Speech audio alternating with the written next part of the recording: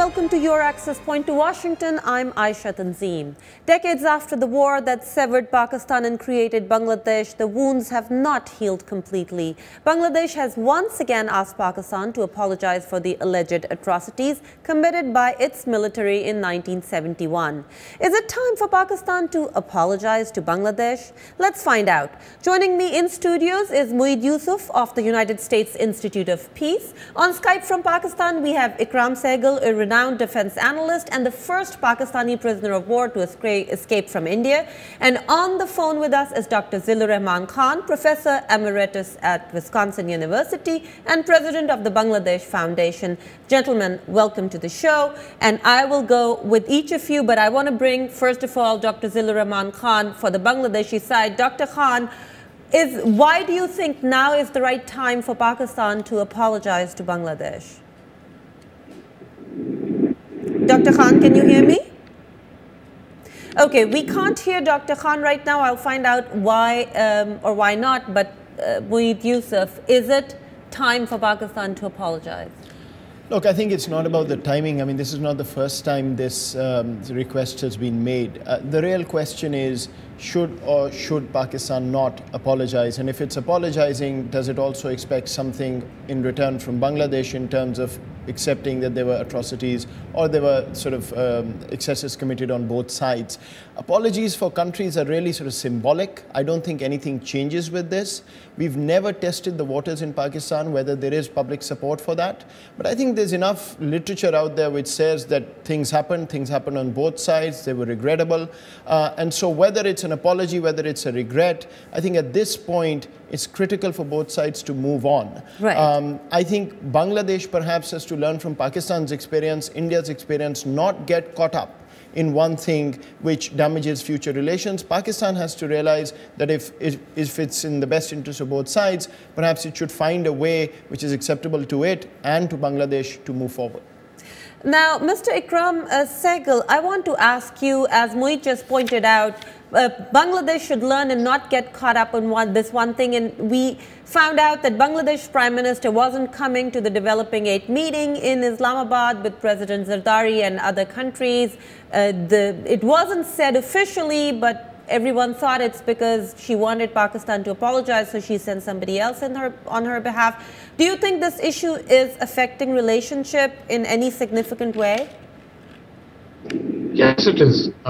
The fact remains that an apology has been given, and Hasina Wajid asked for an apology earlier also. And I was present at that point with Mia Nawaz Sharif in Dhaka.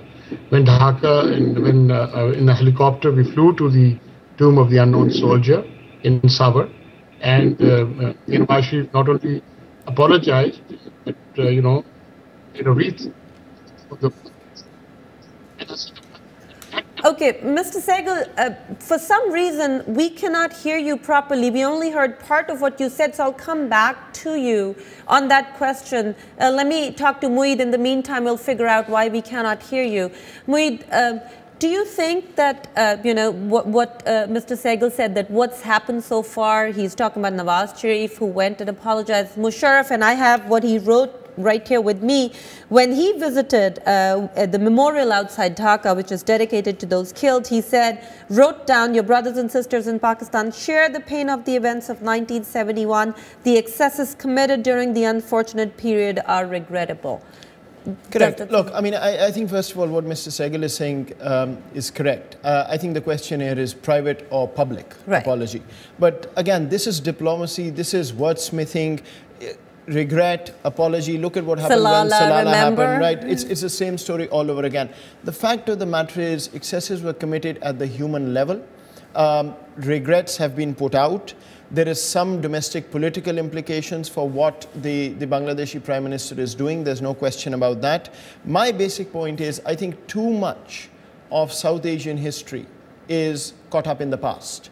I'm all for doing whatever is required to move forward. But if we keep coming back to something that has happened, something that is not going to change, unfortunately the world is moving forward and South Asia is still stuck in the quagmire which looks back rather than looking forward.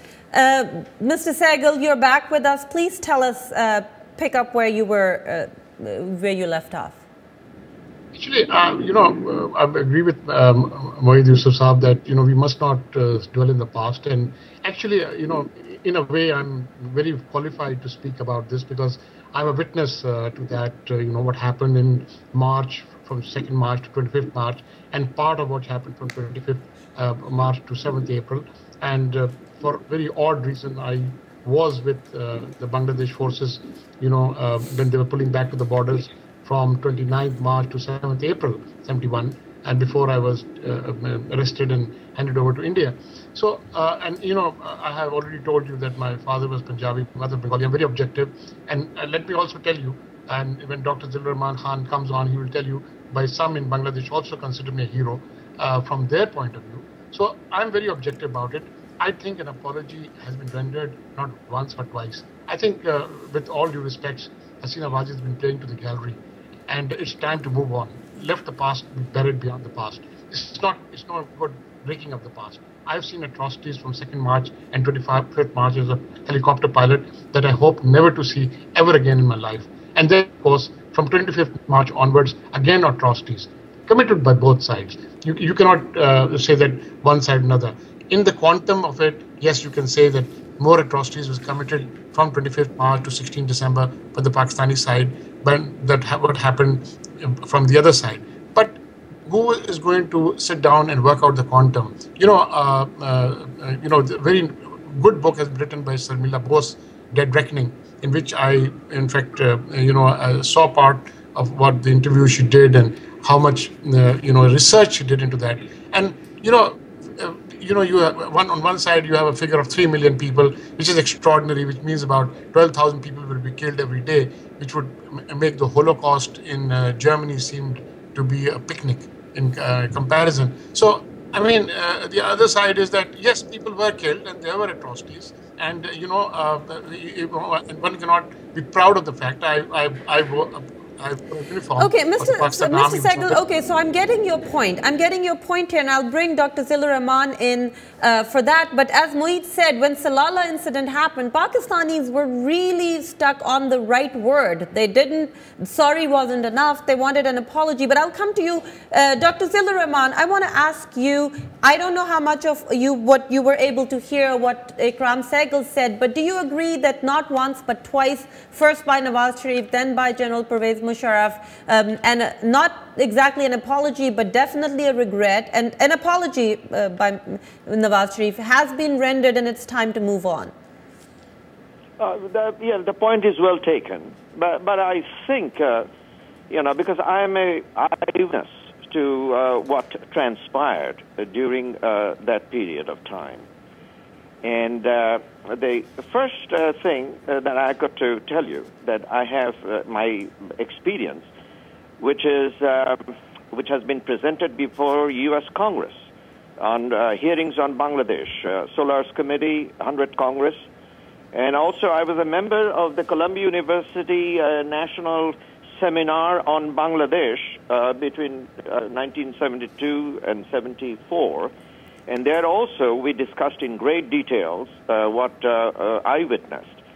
And then I also recorded in my books, one was published by Syracuse University in 1983. So, Dr. Khan, just to cut it short, Ikram Sehgal agrees that atrocities were committed, and they were committed from both sides, maybe more by one than the other, but atrocities were committed. But he said that it happened from both sides. Pakistani prime ministers and presidents have offered their regret, and it's time for the two countries to not look towards the past, but move on.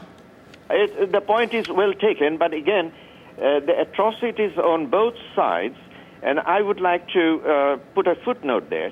They were in a selective genocide committed by Pakistan Army. There's no doubt about it. And it's not.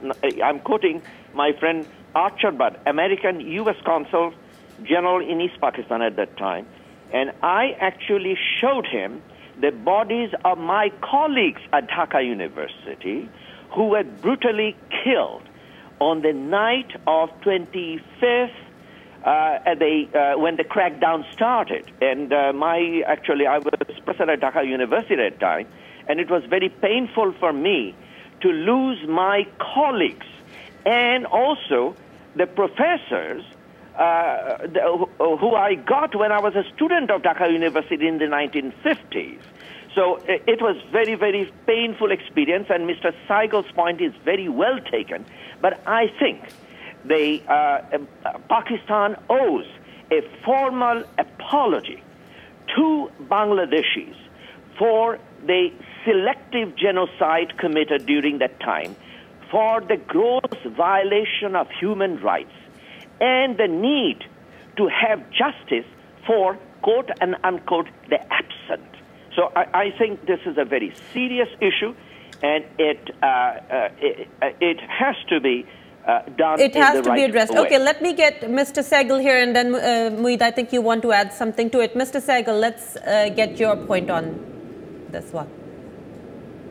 Mr. Sehgal, were you able to hear what Mr. Zillur Rahman said? Yes, I heard it very clearly, and I've got great respect for Dr. Zillur Rahman. In fact, if you'll remember, we were on a panel together, anti-corruption panel a few years ago in Dhaka. The point is that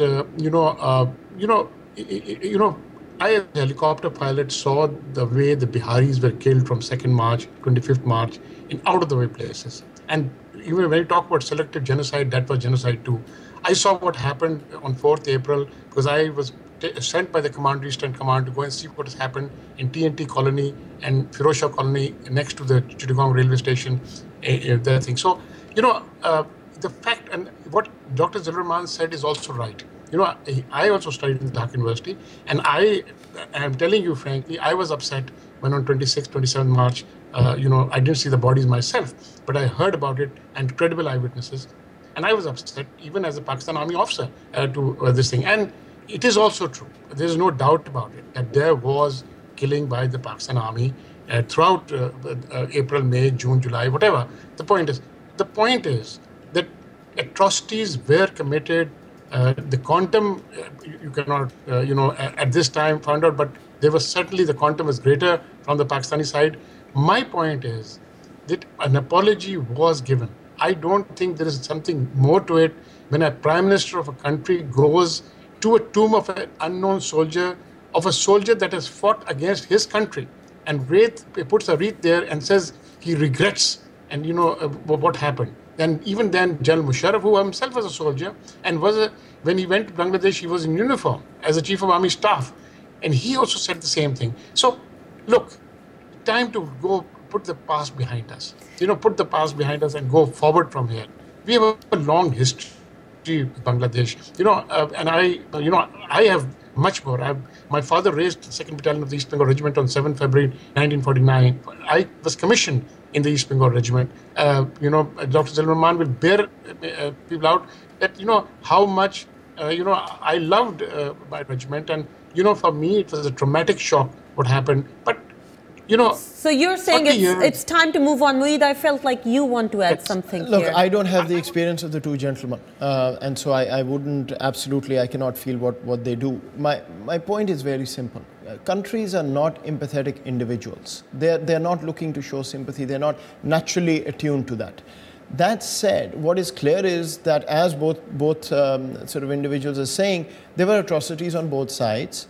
But there were atrocities against human beings, against individuals. And so whatever needs to be done to satisfy the other side, of course, diplomacy then needs you to sit together and wordsmith and come up with something which is acceptable to both sides. I think that process is needed. Whether the final word is apology or regret or whatever it is, both sides need to go through that process and put this behind them after they come to a solution and move on. Dr. Zillur Rahman, do you agree that both sides need to sit together and maybe an apology from Pakistan, but also a counter apology or regret for the killing of Biharis and some of the... Definitely. Yeah, because actually my brother-in-law and I saved a Bihari family from being harassed, and probably why we not intervened. So, of course, but again, as I mentioned, there were incidents of the attacks on Biharis and killings, but again, what the Pakistani army did, it was a genocide at the highest order. What in your opinion makes the killing of Biharis different from the killing that the Pakistani army did? I want to hear from you. I tell you, I am not an eyewitness account to the killing of Biharis, but I'm an eyewitness of the killing of Bengali professionals, intellectuals, by the Pakistan army. And I took the U.S. Consul General, Archer Blood, with me to the site where my colleagues were killed in Dhaka University. I'm an eyewitness. I haven't seen the Biharis killing, so I cannot relate to that. Okay? Right. So what I'm saying is that we are dealing with two largest Muslim countries of the world. Two of the three largest Muslim countries of the world. Indonesia, Pakistan, Bangladesh. These are the three largest Muslim countries. The Arab countries are no match for these two countries in terms of the Muslim population. So I think the second and third largest Muslim countries must make some kind of a compromise, because compromise is the basis of civilization. Okay, so we seem to agree on something. You guys at least seem to agree on something, that there needs to be an apology from both sides. Mr. Ikram Sehgal, I want to come to you. You say that there's no need anymore, that it's time to move on. Do you think if Bangladesh also agrees to say put out some kind of statement that the killing of Biharis was also as regrettable, then would Pakistan be able to use the word apology and move on? I think, frankly speaking, I would rather go with what Dr. Moeed Yusuf has said, that it needs some architecture in the word making, something which, an acceptable formula which satisfies both sides. I think, if the Bangladeshi side insists that an apology is necessary, fine. I think it is a fact. Atrocities were committed, and okay, if you don't want to move on and go back to that, all right. But at that same time, in reciprocation, there must be some form of regret from the Bangladeshi side also, because then that would tantamount to accepting one side of the story, where the fact is, even though Dr. Zillur Rahman was not eyewitness, I was. And I think Dr. Zillur Rahman will bear me out when I say I'm a credible eyewitness. All right? I'm a credible eyewitness because I saw with my own eyes the burnt out remains of TNT colony, Firozshah colony, and countless railway stations where Bihari population, because they used to be in the railways, they used to run the railways in then East Pakistan. It's not correct. If you want to go back to the past, and if you want to, make some sort of a adjustment, word adjustment, like Dr. Moeed Yusuf has been saying, let's do it. But let's move on beyond it. I mean, it's too much. 40 years down the road, I don't want to the trauma was too much for me. I don't want to go back to that road. I don't want to see, I never want to see my father's people killing my mother's people, and my mother's people killing my father's people. And, the fact of the matter is, it did happen. Right, and so let's get on with it. Let's talk about Mr. Sehgal. Let's talk about getting on with it. Dr. Zillur Rahman, along with an apology, what the Bangladeshi government asked Pakistan to do was to arrange for the stranded Pakistanis, most of whom are Biharis in Bangladesh, to come to Pakistan. Isn't that so? That's right. That's right. I have seen the refugee camps and the Biharis. I have done extensive interview of the Bihari populations in Dhaka. This is the Mirpur area, Mohammadpur, Mirpur area, and interestingly, people who are under 30, they don't want to go anywhere. They're already, they have their professions. They are in the meat business. They are in garment business. But people over 40, they would rather be in Pakistan than in Bangladesh. So there is some kind of a division within the Bihari populations living in Bangladesh today. Okay, so and Dr. Zillur Rahman, I read a figure of 250,000. Can you give me a better idea of what the figure of the people are who want to go to Pakistan? I would say at least 50 to 60,000, at least. 50 to 60,000. Okay, let me read a Facebook comment about this very issue, Dr. Zillur Rahman, and then Ikram Sehgal and Mueed, I want to come to you. Mr. Rehan wrote on our Facebook page, Pakistan must apologize to Bangladesh for alleged atrocities. Pakistan should also do something for the people of Pakistan, commonly known as stranded Pakistanis. They deserve Pakistani nationality and respect from the people of Pakistan. Ikram Sehgal Sahab, I want to ask you, what is stopping Pakistan? What stopped Pakistan for all the 4 decades to get those people who wanted to be Pakistani citizens, who were Pakistani citizens, stranded in Bangladesh, bring them here, give them passports? Let me tell you, Aisha, this is a black mark on Pakistan. They're not stranded Pakistanis, they are Pakistanis, right? And they want to come back. This is their country. If we can host 3 million ungrateful Afghan refugees, we can certainly get back 50, 60,000 or 100,000 Pakistanis back to Bangladesh. It is unthinkable that we should leave them there.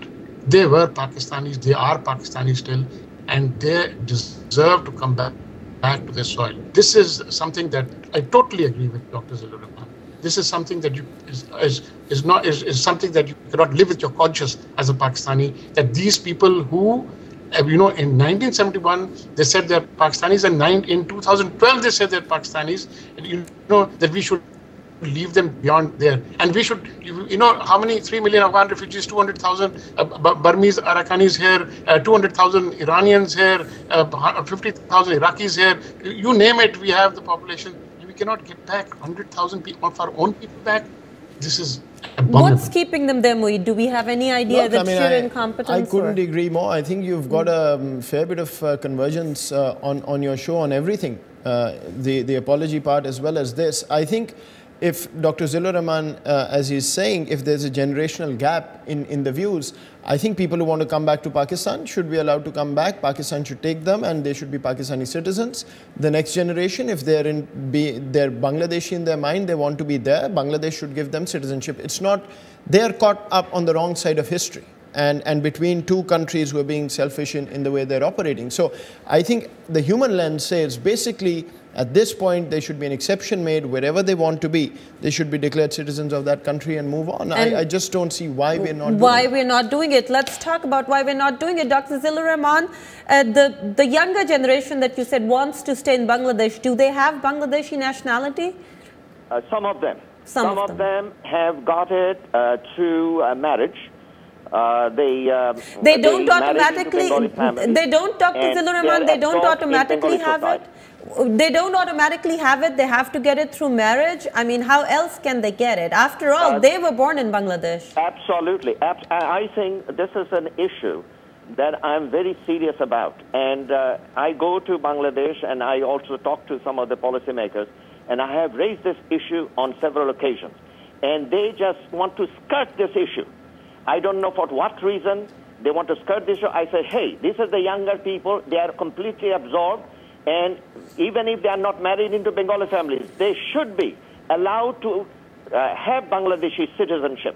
And every time I raise this issue, the policymakers somehow manage to skirt this issue. So, and Dr. Zillur Rahman, are you saying, is there public support in Bangladesh for giving those younger people Bangladeshi nationality? Yes, there is a support. And the policymakers will still not take it up. So let me ask Mr. Ikram Sehgal, is there public support for bringing the Pakistanis back to Pakistan who are in Bangladesh now? Look, here's politics here. You know, the problem is that $300 million were raised to get them back, fly them back to Pakistan. And those funds are still lying somewhere, I don't know where.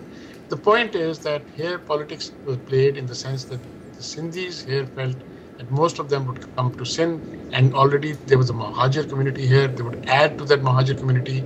And, you know, that politics sort of made sure that they would not come back. You know, so even though, you know, lip service was given to the fact that the Pakistanis there would be sent back to Pakistan, there really was no will among the rulers of Pakistan at that time, and starting with Zulfikar Ali Bhutto, who himself was a Sindhi to start with, to get the people back. So ultimately, you know, the fact of the matter is the Punjabis, the Pathans, the Baloch, they will all wipe the back, but in the end, they know that they're not going to stay there. They're going to stay in the south of the country and most probably in and around Karachi, Hyderabad, whatever. So I think that is the fear that keeps anybody within the government, a backlash of public opinion within Pakistan, within the ethnic Sindhis, that keeps anybody from taking any step in that direction. Moeed, that's a very domestic political issue, and Pakistan is not the only country where it's seen domestic politics take over the humanitarian or international issues. Do we have examples? I mean, can we give them areas in other provinces where they can settle down, maybe together, because they might not want to come to a new country? Look, stateless people is a global problem. I mean, there are a number of ethnicities, number of peoples who've gone through, been on the wrong side and gotten stuck in this situation. I am not at all for this ghettoization, that here is your space, you're here, we don't want you to go anywhere else. If they're going to be declared Pakistanis, there is free mobility for every Pakistani citizen throughout Pakistan. And so they should be allowed the same thing. You're talking of 60,000 people.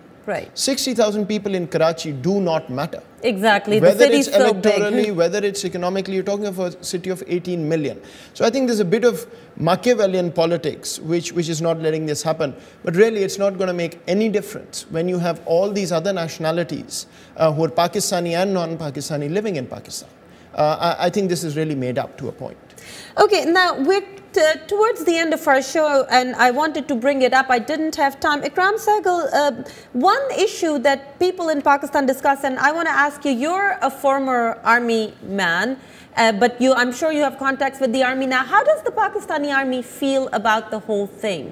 What's the inside? What's their feeling about what happened? Do they feel that they're partially responsible? Do they regret it, or do they feel that it was the fog of war, the heat of war?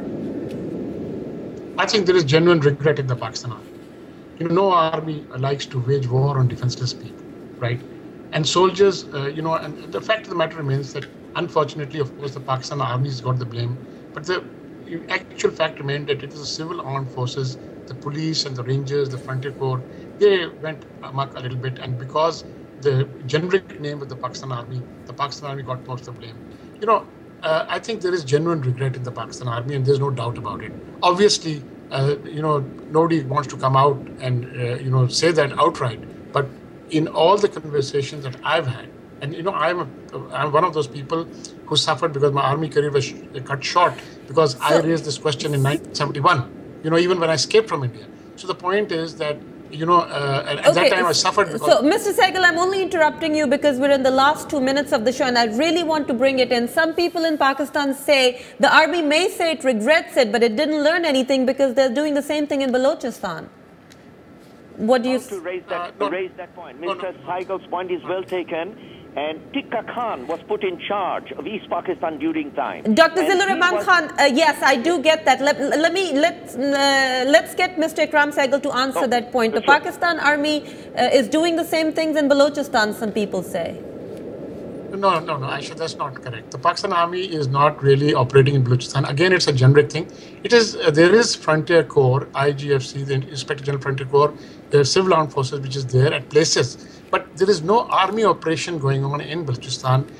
There was an army operation which resulted in the death of Akbar Bukti. But Akbar Bukti himself went out in a cavalcade from Dera Bukti announcing the fact that he would lead a revolt. Okay, and so let's, Moeed, last few seconds, Moeed, you look, seem to disagree. I would agree to this point that you cannot compare the two situations, but excesses in Bangladesh are very, very, in Balochistan are obvious. The Supreme Court is taking it up, and I don't think we should fall in the trap of saying, well, again, because it's not the army, it's the FC, it's not our problem. It really should be handled as excesses. Yes, not comparable. But if we go down the same road, are we actually... You never make the same mistake again, but it's a similar mistake. It's certainly not comparable. I accept that. But the point is, if you're doing something in Balochistan, your own Supreme Court is coming out and asking, I think we really need to look at it and mend fences with what is going on. Okay, well, thank you very much. That's all the time we have today. I would like to thank our guests before I leave. We had Moeed Yusuf of USIP, Ikram Sehgal, the defense analyst, Dr. Zillur Rahman of Wisconsin University. Thank you, gentlemen, for joining us, and thank you for watching the show. You know where our Facebook page is. Leave your comments there. Tell us if you like the show. Tell us about future topics. We'll look forward to them. And And goodbye and good night from Aisha Tanzim and all of Access Point team.